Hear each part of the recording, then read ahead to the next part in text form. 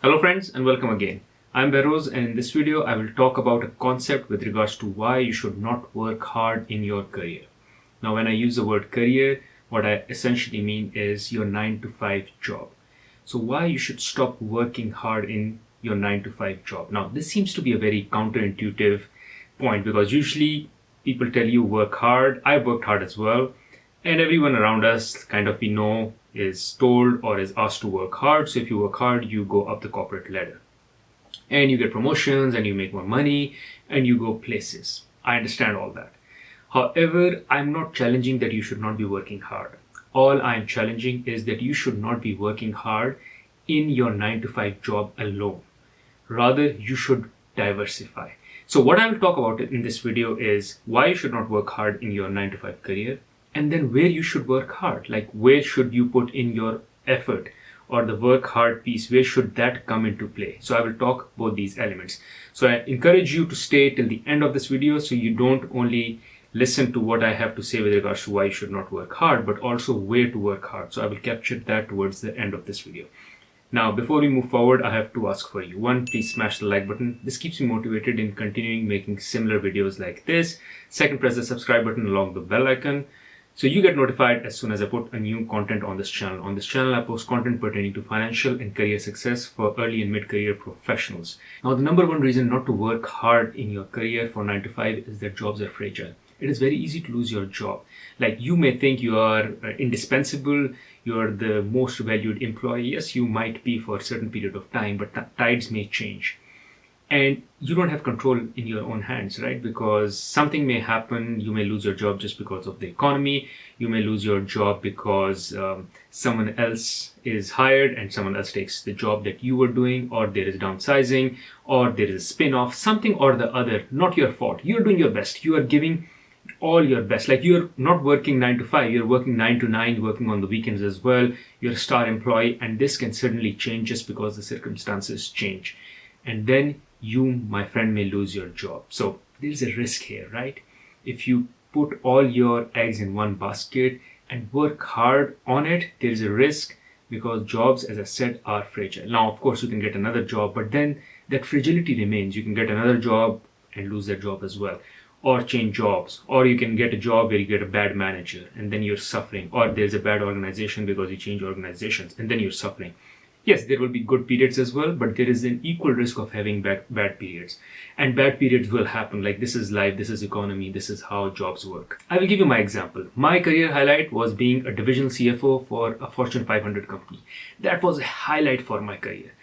And then I decided to immigrate to Canada and I resigned from that job. So I didn't lose that job, but I chose to resign. And I was like, it will be very easy for me to get another job like this. So I immigrated to Canada, and then for 3 months, there was pin drop silence. I couldn't get any job. And for 3 months, I was struggling. Mentally, I was struggling because my identity was linked to that title I had in my previous organization. So everything was linked to that. My salary, my income, my identity was linked to that, and I lost everything. I just couldn't recognize who I was. Eventually, I got another job and I started working, I started earning, but I decided that I will not link my identity with one job. What I mean to say is, when you go to a party and someone says, "Who are you?" I would be the first person to just call out my title and the company I work for. And I said, this is what I don't want to do any further, because I don't want to link my identity to a job, to a place, to a company, so that tomorrow if I have to change, or if the company decides to change me or change my role, I will not have an identity crisis, because I will have multiple identities for myself to rely on. So if one identity goes array or in a different direction versus what I wanted to go, then that's fine. I have other sources of income, I have other identities at which I equally work hard. So while I work hard, or I give equal or due respect or due attention to my 9 to 5 work, however, only for 9 to 5, only for the job that I'm doing. The rest of my energy is on other identities and other side incomes. We'll talk more about that later in this video. Now, the other part is related to the fact that you do not control either your input or your output. By inputs, I mean you cannot choose to not work from 9 to 5. You cannot choose to not go in the weekdays to office and work. You cannot choose to say no to certain projects and yes to certain projects. Now, there are always certain parts of your assignment or role that you like. For instance, for me, I like coaching, I like teaching. That was the best part of my assignment or my roles.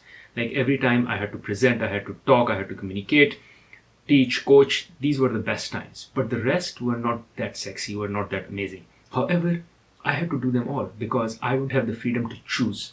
I don't have the freedom to say, tomorrow I don't want to work on this, I want to work on Y or Z or X.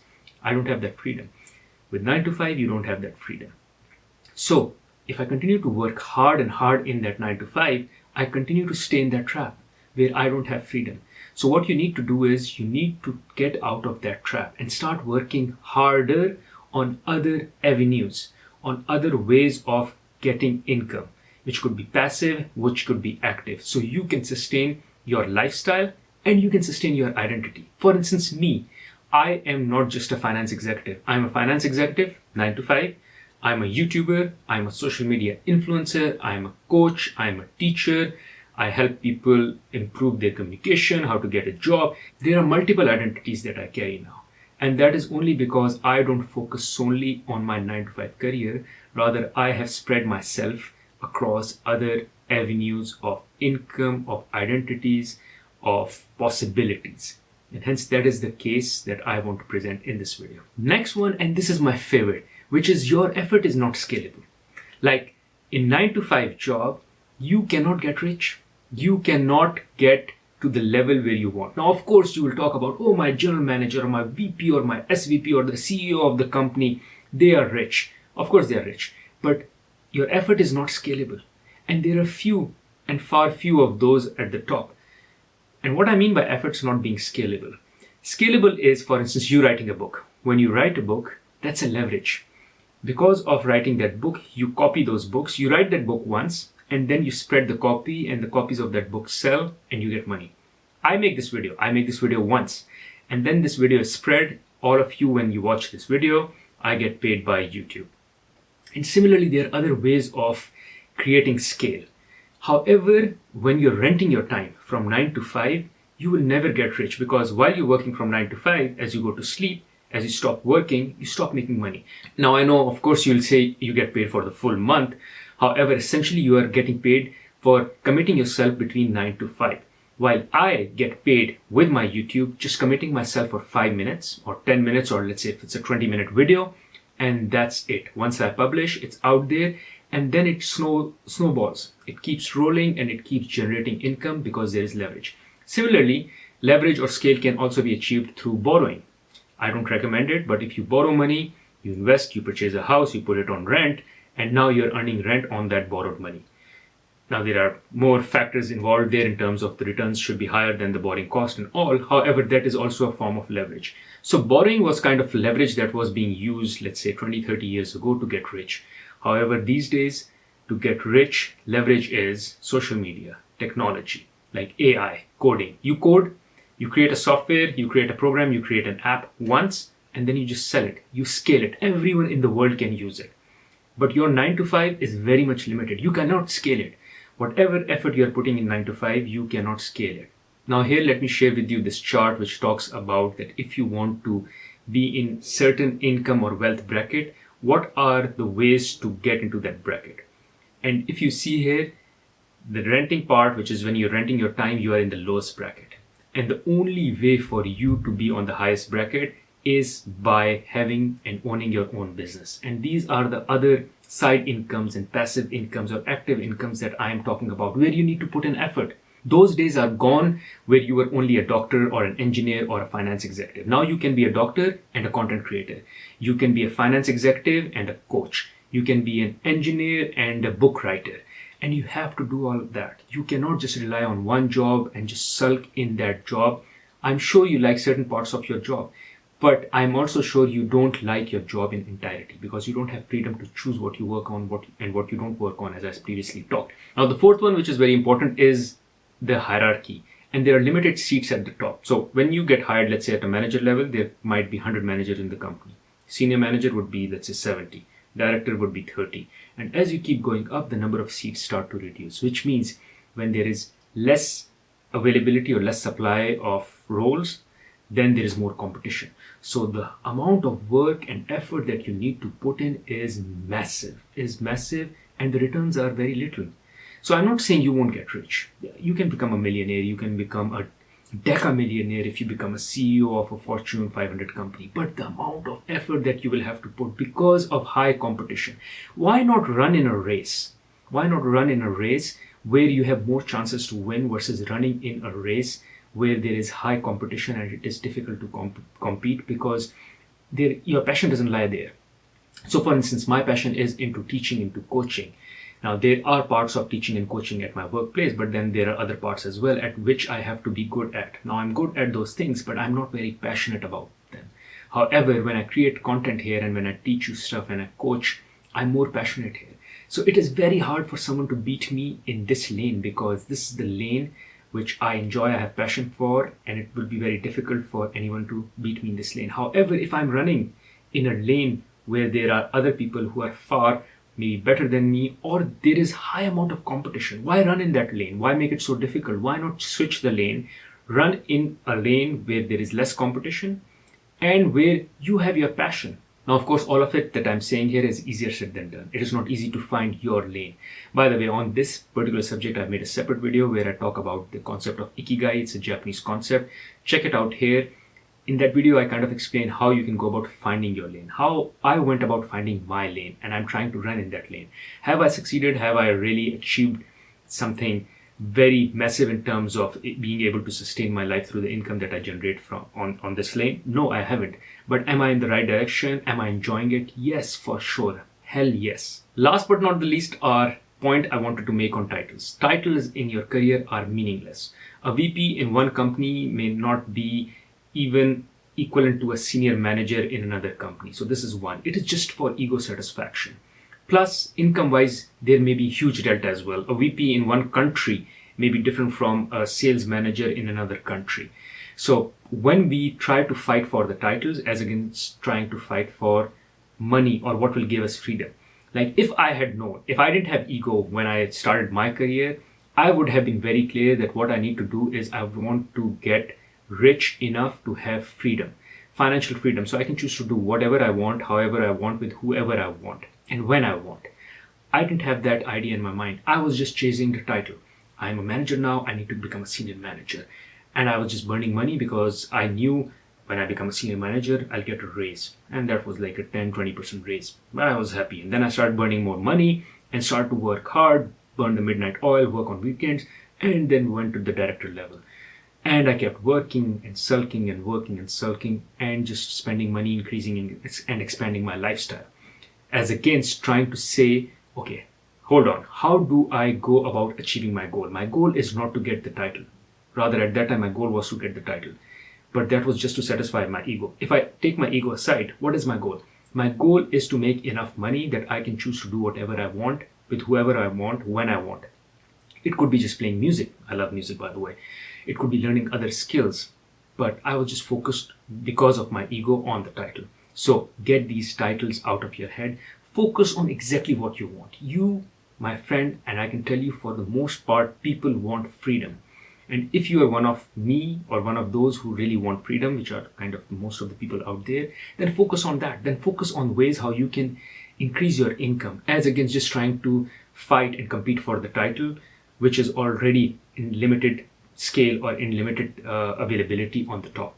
Now let's move to talk about where you should work hard. Now I've kind of given a lot of hints as I was speaking about why you should not work hard in your career. One is finding your ikigai. Find your passion, find your lane where you think you will succeed.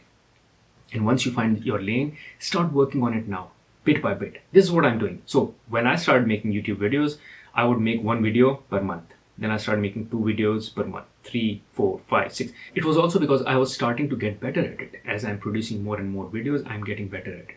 You might be thinking, oh, I've been working for past 20 years. This is all I know. This is all I can do. It is very difficult for me to do something else.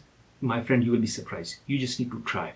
Yes, it will take time. There is a learning curve, but it's okay. Just spend 30 minutes every day working on your passion, working on your ikigai. The idea is that you need to nurture your passion so you can build an identity out of it. And eventually it can take some space from your 9-to-5 career or your identity, the 9-to-5 identity. And eventually it may overtake that completely. and you would be doing something which you're passionate about and monetizing it. So earning money from something that you're passionate about. What an amazing way of living your life. Second piece where you need to work hard is learning about money. You need to learn how money works, how you can generate more money. Again, if the idea is not achieving titles, and if the idea is to get rich and get financially free, then the hard work should be towards learning about money as against hard work towards how you can take or chase the next title. Of course, for you to get money and to have the side income and to invest money, you need to also do good in your career. Don't get me wrong. I'm not saying you don't do good in your career. All I'm saying is you have to diversify. You can't just limit everything and all your work hard to the 9 to 5 career. You have to diversify and invest your hard work into other avenues as well and nurture them as you go along. If I had started this YouTube channel, imagine 10 years ago, I would be in a very different place versus where I am now, where I started like two and a half years ago. So that's the difference. If I had known this, what I'm preaching now, I would be in a very different place. But it's never too late. If I start now, maybe 5 years, 10 years down the lane, I would be in a spot, in a place where I can say, okay, I have my 9 to 5 career, but maybe I don't really need it. Rather, I can just rely on the income coming from my passion. Similarly, how you can invest your money and grow your wealth. Again, this is very important and most of us don't understand this at all. I do preach and I do make videos on my channel where I teach how you can become wealthy. Second is how you can save more money, because if you save more money, you have more money to invest. If you have more money to invest, you can generate more wealth out of that invested money.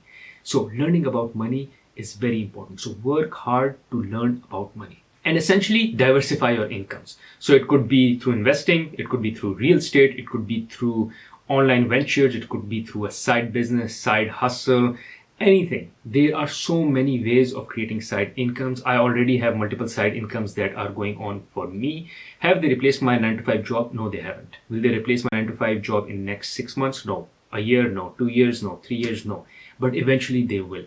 I don't intend to work in a 9 to 5 setup for the age or up to the age 65. Eventually, in a couple of years, I would be in a place because of my hard work on other avenues where I can safely say that I am okay to retire and work only on my passion.